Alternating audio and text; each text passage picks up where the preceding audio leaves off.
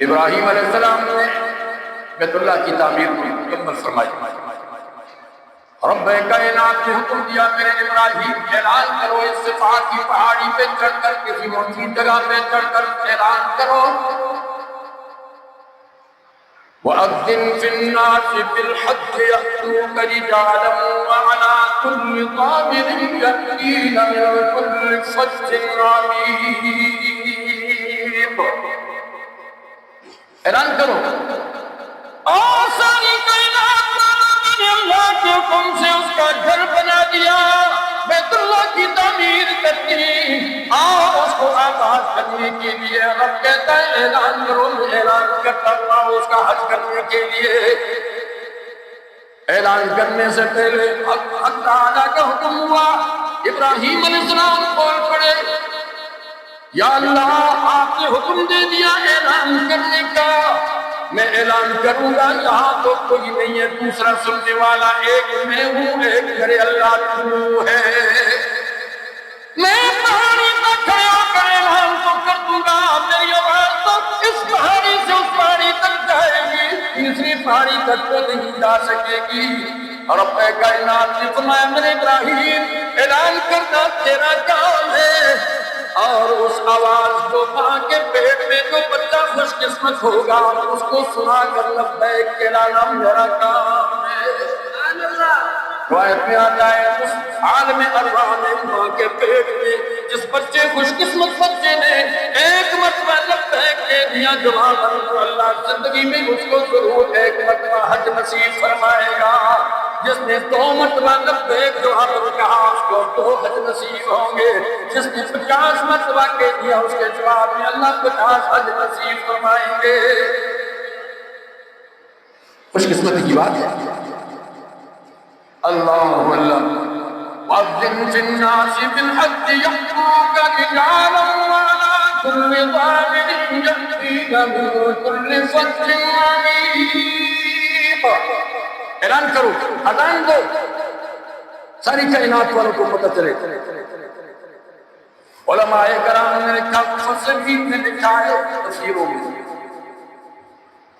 اسی آیت کے ضمن میں وَأَذِّن فِي النَّاسِ بِالْحَجِّ يَأْتُوكَ رِجَالًا وَعَلَىٰ كُلِّ ضَامِرٍ يَأْتِينَ مِن كُلِّ فَجٍّ عَمِيقٍ۔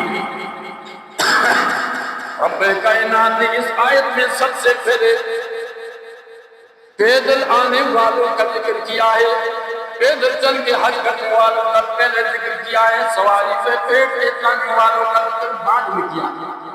کیوں کیا ہے؟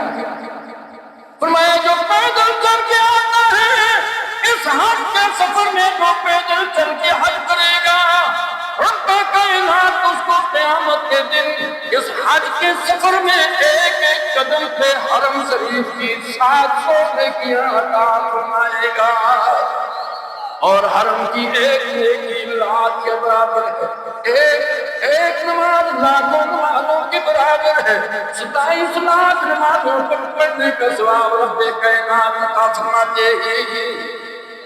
اللہ اللہ فرمایا جو ایک قدم پیدل چل کے جائے گا، پیدل حج کر کے جائے گا، اللہ اس کو 700 حرم کی نیکی عطا فرمائے گا۔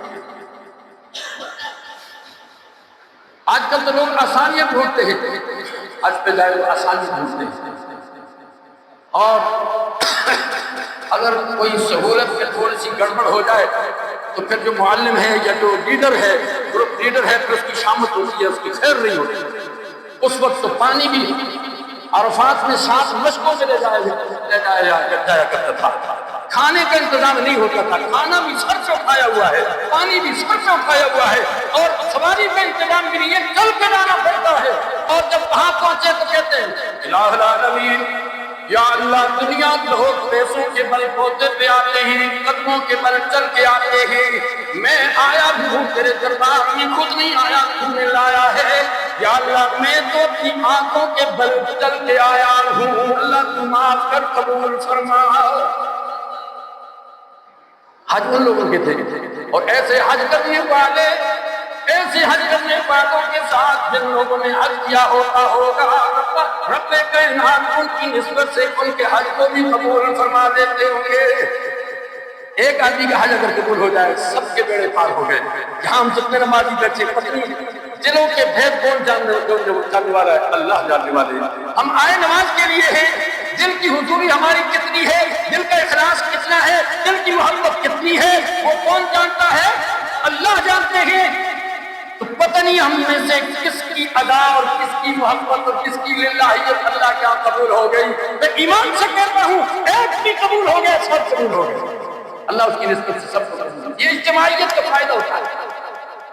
یہ فرض نماز اجتماعیت کا درس دیتی ہے. آج اجتماعیت کا درس دیتا ہے.